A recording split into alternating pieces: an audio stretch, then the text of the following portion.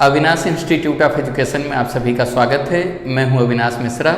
ओसी का जो first chapter है जिसका नाम है introduction of commerce and business, उसका ये चौथा वीडियो है।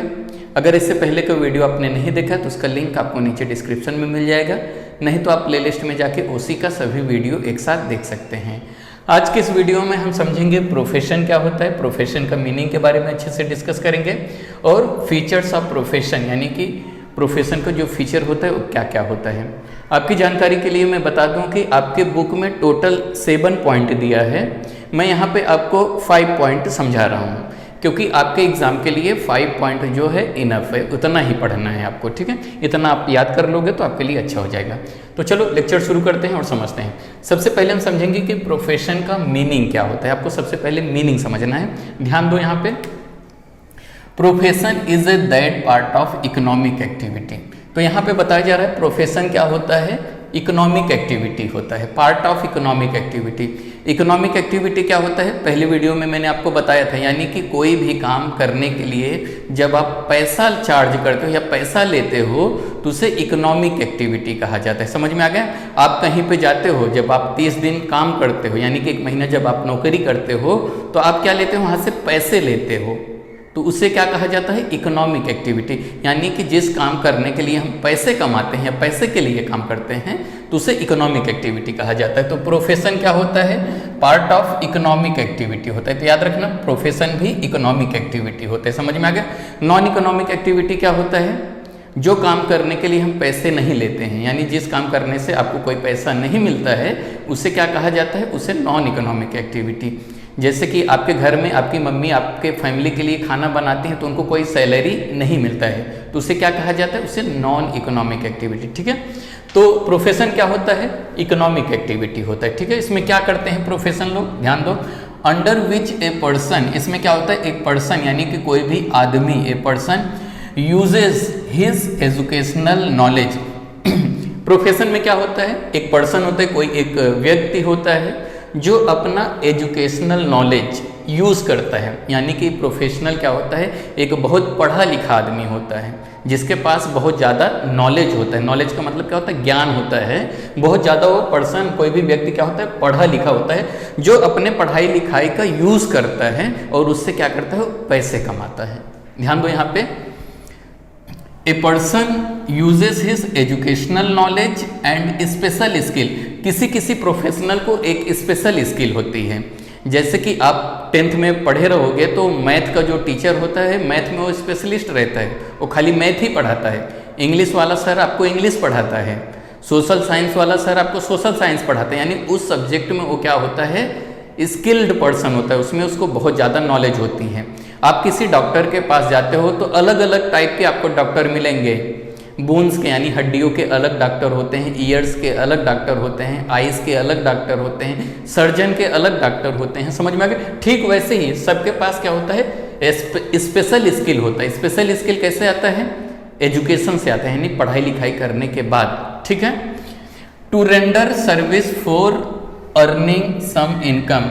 तो ये जो एजुकेशनल पर्सन होता है, जो पढ़ा लिखा पर्सन होता है, क्या करता है, अपने स्पेशल स्किल का यूज़ करता है और रेंडर सर्विस, यानी लोगों को, रेंडर का मतलब क्या होता है, सर्विस देना, सर्विस प्रोवाइड करना।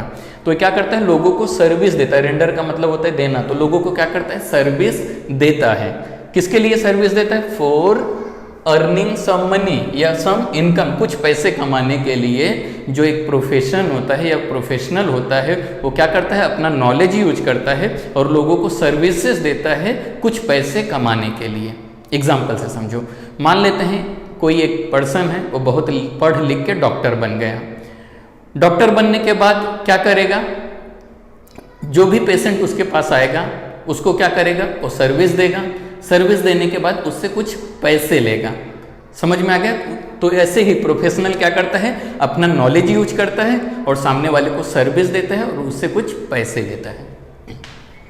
एग्जाम्पल दिया गया है डॉक्टर, लॉयर, चार्टर्ड अकाउंटेंट। तो ऐसे बहुत सारे लोग हैं जो क्या करते हैं, सर्विस देते हैं और पैसे कमाते हैं। डॉक्टर क्या करता है, फीस लेता है।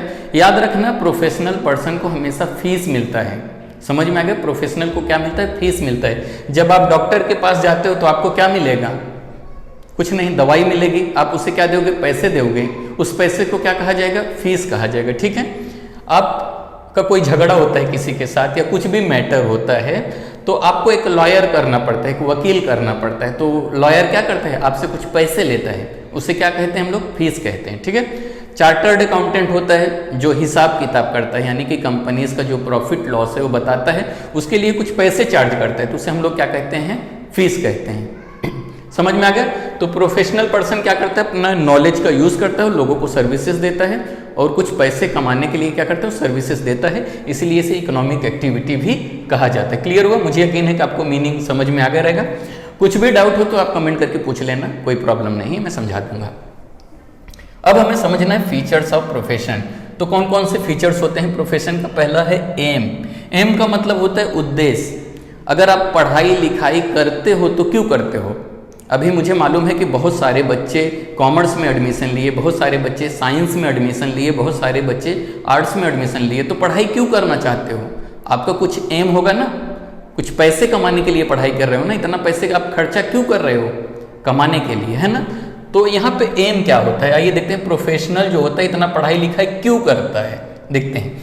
Every profession practised for earning money. तो जो भी प्रोफेशनल होता है, चाहे वो डॉक्टर हो, चाहे लॉयर हो, चाहे टीचर हो, कोई भी हो, चाहे वो इंजीनियर हो, तो इतना पढ़ाई लिखाई क्यों करता है? फॉर अर्निंग सम मनी, यानी कि कुछ पैसा कमाने के लिए। सभी का एम होता है कि अगर हम इतना पढ़ाई लिखाई कर रहे हैं तो कुछ पैसा कमाएंगे। तो पैसा कमाने के लिए जो काम किया जाता है उसे क्या कहते हैं? Economic activity. तो यहाँ पे इतना पढ़ाई लिखाई क्यों किया जाता है? Every professional practice for earning money, पैसे कमाने के लिए पूरा काम किया जाता है। ठीक है, आगे समझते हैं। ऑल्सो दे रेंडर, रेंडर का मतलब होता है देना, दे रेंडर सर्विसेज। तो यहाँ पे प्रोफेशनल क्या करता है? रेंडर सर्विस, यानी लोगों को सर्विसेज देता है, सर्विसेज प्रोवाइड करता है to their clients and solve their problem. तो जो भी क्लाइंट आते हैं, क्लाइंट का मतलब क्या होता है? आप समझो, मान लेते हैं कि आप पढ़ लिख के डॉक्टर बन गए, तो जो भी पेशेंट आपके पास आएगा उसे हम लोग क्या कहेंगे? क्लाइंट कहेंगे। समझ में आ गया? तो पेशेंट आएगा, अपनी प्रॉब्लम आपको बताएगा, आप उसके प्रॉब्लम को क्या करोगे? समझोगे और सॉल्व कर दोगे। तो जब आप उसके प्रॉब्लम को सॉल्व कर दोगे तो क्या करेगा? आपको कुछ पैसे देगा, है ना। तो इसीलिए सब लोग क्या करते हैं? प्रैक्टिस क्यों करते हैं? इतना पढ़ाई लिखाई क्यों करते हैं? पैसे कमाने के लिए। तो सभी प्रोफेशनल का क्या एम होता है? लोगों को सर्विसेज देंगे, सर्विसेज देने के बाद क्या होगा? कुछ पैसे मिलेगा रिटर्न में। क्लियर हुआ? आगे समझो। फाइनेंशियल रिटर्न, फाइनेंशियल का मतलब होता है पैसा, रिटर्न का मतलब होता है वापस। यानी कि सर्विस देने के बाद आपको वापस क्या मिलेगा? अगर आपने पढ़ाई लिखाई किया तो आपको रिटर्न क्या मिलेगा? आपने जो इतना मेहनत किया पढ़ाई में, ये करने के बाद जब आप प्रोफेशनल बन जाते हो तो आपको वापस क्या मिलेगा? समझो यहाँ पे प्रोफेशनल कौन होता है? जो पढ़े लिखे लोग होते हैं उन्हें प्रोफेशनल कहा जाता है। याद रखना, get fees in exchange of their services. याद रखना, प्रोफेशनल को जो पैसे मिलते हैं उसे फीस कहा जाता है। जब आप बिजनेस करते हो तो आपको प्रॉफिट मिलता है, जब आप कहीं पे नौकरी करते हो तो आपको सैलरी मिलता है। समझ में आ गया? लेकिन प्रोफेशनल को क्या मिलता है? फीस मिलता है। आप पढ़ाई लिखाई करके डॉक्टर बन गए, जब आपके पास कोई पेशेंट आएगा तो उससे जो पैसे लेओगे उसे क्या कहा जाएगा? फीस। क्लियर हुआ? ठीक है। प्रोफेशनल गेट मतलब मिलता है क्या? Fees in exchange of their services. जो भी लोगों को आप सर्विसेज देते हो उसके एक्सचेंज में, यानी कि उसके बदले में आपको क्या मिलेगा? फीस मिलेगा। ठीक है, आगे समझो। Income received by professional is not fix.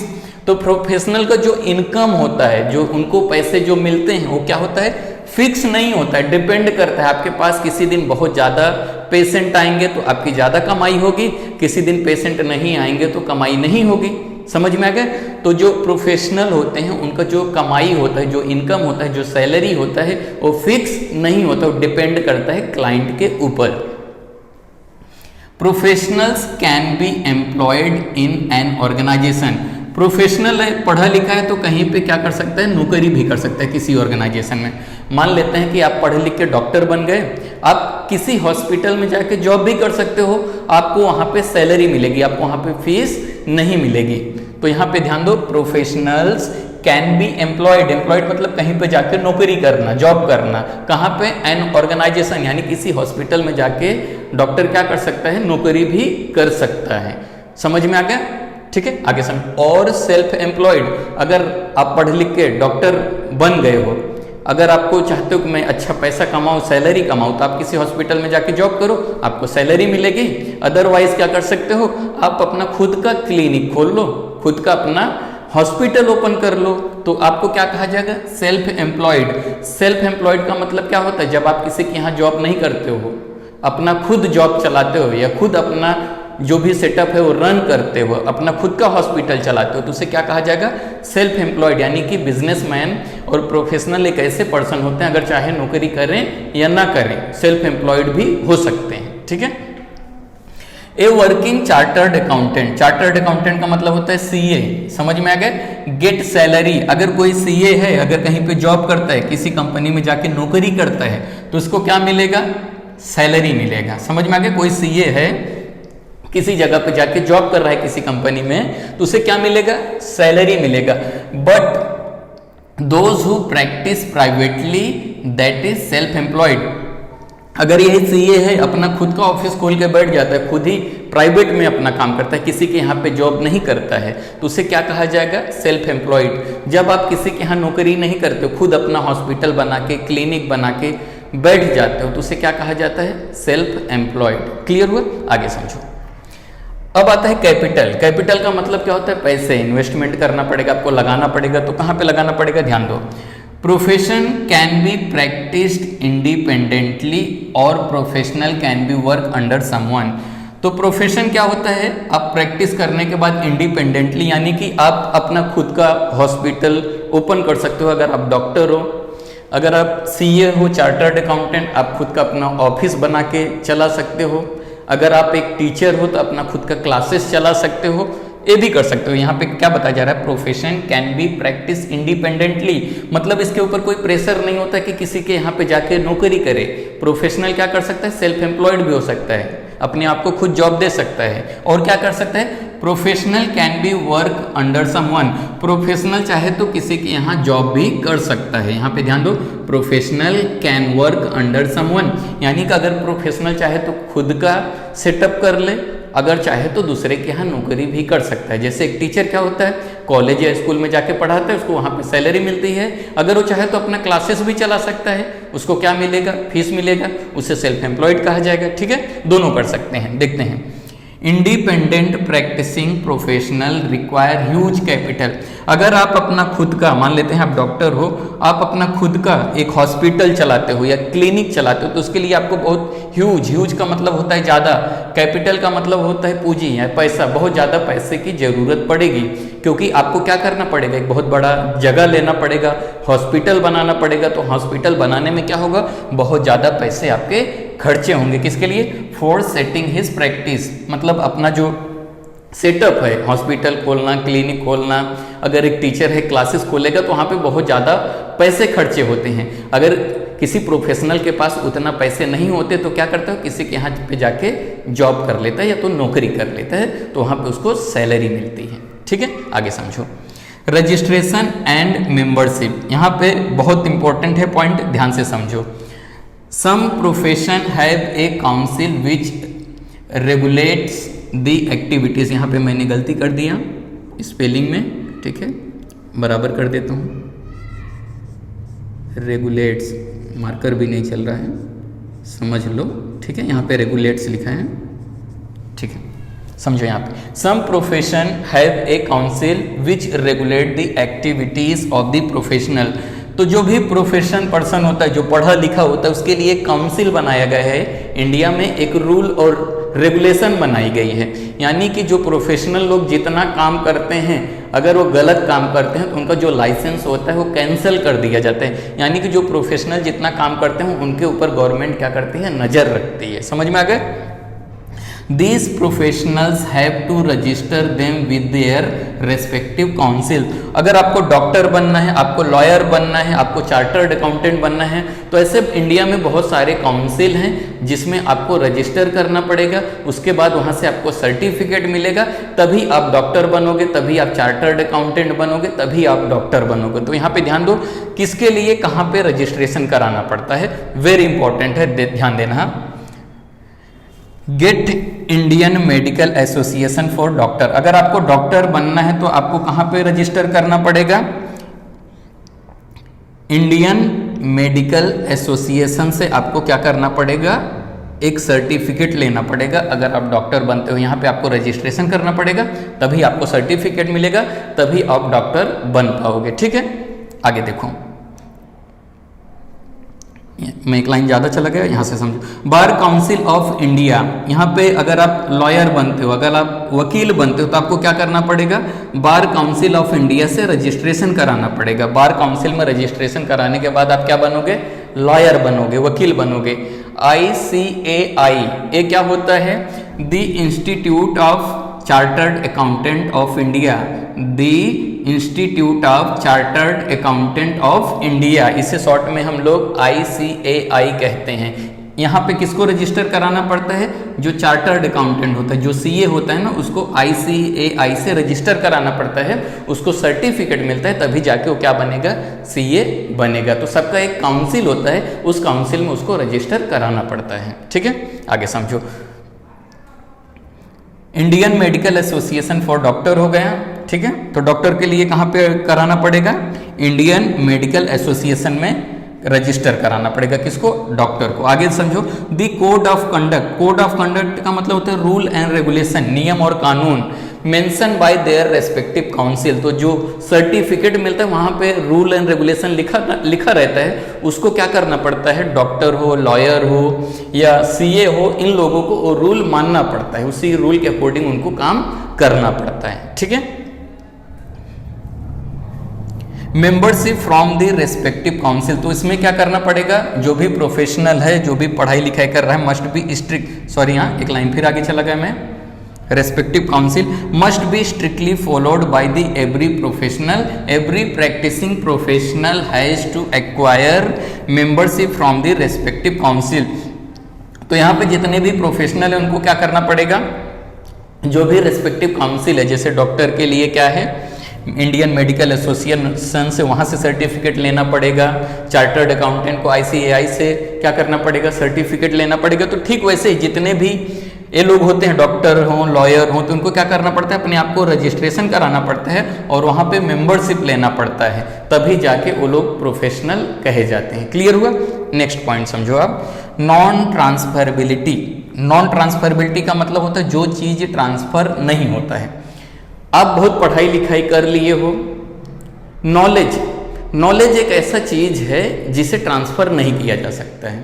आप टीचर के पास पढ़ने जाते हो, फीस देते हो, टीचर आपको सिखाता है, लेकिन फीस देने के बाद आप टीचर नहीं बन जाओगे। याद रखना, टीचर आप नहीं बन जाओगे, मतलब कोई ब्लूटूथ नहीं है कि सारी चीजें आपको ट्रांसफर कर दिया जाएगा दिमाग से। आप डॉक्टर के पास जाते हो, डॉक्टर को पैसे देने के बाद आप डॉक्टर नहीं बन जाओगे। डॉक्टर का जो दिमाग है आप उसको नहीं ले सकते हो।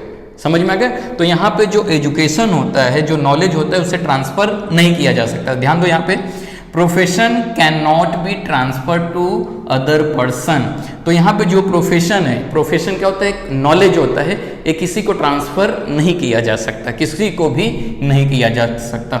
On the will of the professional, यानी कोई भी प्रोफेशनल है, पढ़ा लिखा है, वो चाहे तो किसी को ट्रांसफर करना चाहे अपना नॉलेज, तो वो कर नहीं सकता। यहाँ पे एग्जाम्पल दिया गया, समझो। A doctor can not transfer his medical practice. कोई एक डॉक्टर है, इसने क्या किया? मेडिकल प्रैक्टिस किया, यानी कि मेडिकल में पढ़ाई लिखाई किया और डॉक्टर बन गया। डॉक्टर बनने के बाद क्या कर सकता है? अपना जो नॉलेज है उसे ट्रांसफर नहीं कर सकता। किसको? अपने सन को या तो अपने डॉटर को, यानी कि अपने बच्चे को, जो लड़का है लड़की है, अपना नॉलेज उसे ट्रांसफर नहीं। उसके बच्चों ने अगर पढ़ाई लिखाई नहीं किया डॉक्टरी का, तो लोग डॉक्टर नहीं बन पाएंगे। कि घर में डॉक्टर है तो उसके बच्चे भी डॉक्टर हो जाएंगे। बिजनेस आप ट्रांसफर कर सकते हो। मान लेते हैं आप बिजनेस करते हो, अब आप रिटायर होना चाहते हो तो बिजनेस क्या कर सकते हो, अपने बच्चों को देके रिटायर हो सकते हो। लेकिन प्रोफेशनल जो नॉलेज होता है किसी को दिया नहीं जा सकता, अपना नॉलेज अपने ही काम आती है, याद रखना, ठीक है। Who has not completed concern medical education, जो पढ़ाई लिखाई नहीं किया है तो उसको नॉलेज कभी मिल नहीं सकता, उसके लिए क्या करना पड़ेगा, आपको मेहनत करके पढ़ाई लिखाई करनी पड़ेगी। तो वीडियो कैसा लगा कमेंट करके जरूर बताइएगा, और अगर अभी तक इस चैनल को सब्सक्राइब नहीं किया तो कर लीजिए। वीडियो देखने के लिए धन्यवाद।